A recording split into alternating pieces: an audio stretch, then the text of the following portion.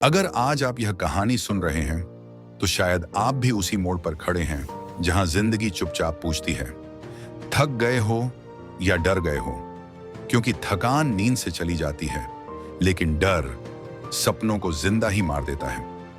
आज मैं आपको एक ऐसे इंसान की कहानी सुनाने वाला हूं जो हार गया था, जिसके पास न पैसा था, न सहारा, न कोई भरोसा करने वाला, और फिर भी उसने वो कर दिखाया जो लोग नामुमकिन कहते हैं।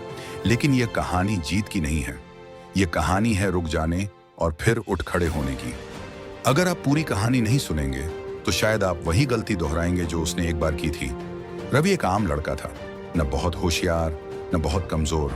बस एक बात अलग थी, उसके सपने बहुत बड़े थे, लेकिन उसकी जिंदगी बहुत छोटी सोच वाले लोगों से भरी हुई थी।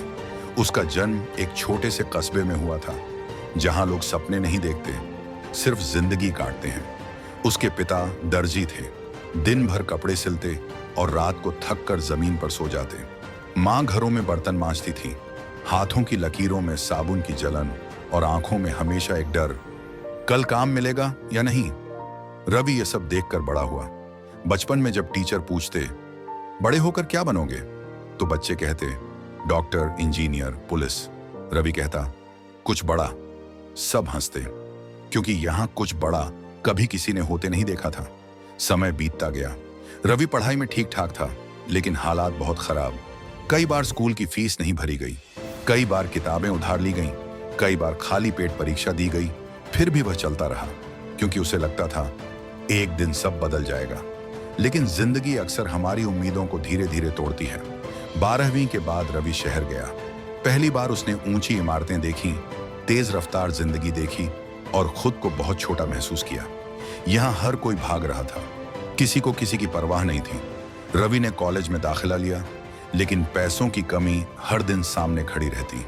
दिन में कॉलेज, रात में एक होटल में काम। कभी प्लेटें धोता, कभी फर्श साफ करता, कभी गालियां सुनता। एक दिन होटल के मालिक ने कहा, इतना सोच क्यों रहा है, तू यहीं रहेगा, तेरे जैसे लोग यहीं रहते हैं। उस दिन पहली बार रवि के दिल में एक झर घुला, शक, क्या सच में मैं यहीं तक का हूं?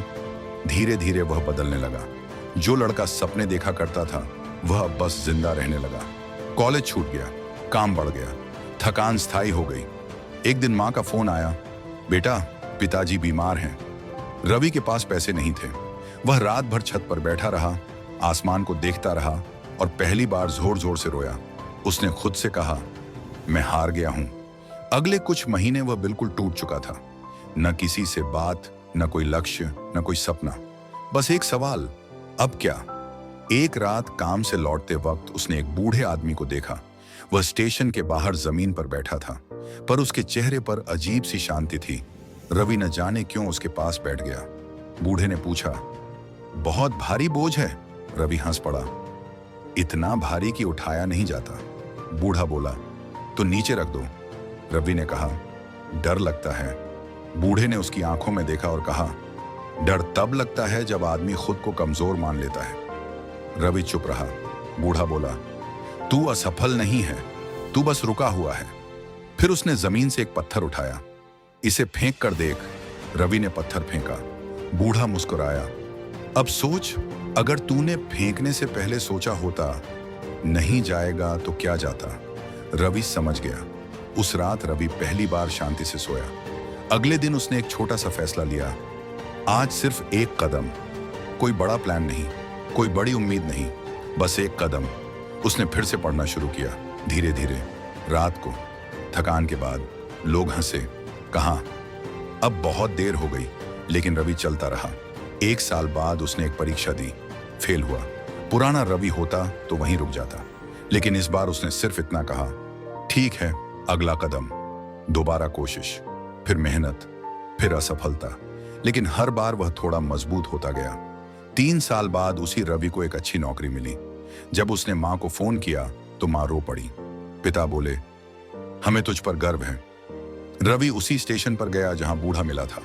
वह वहां नहीं था, लेकिन जमीन पर बैठकर रवि मुस्कुराया, क्योंकि अब वह जानता था, हार तब नहीं होती जब हम गिरते हैं, हार तब होती है जब हम गिरकर उठने से मना कर देते हैं।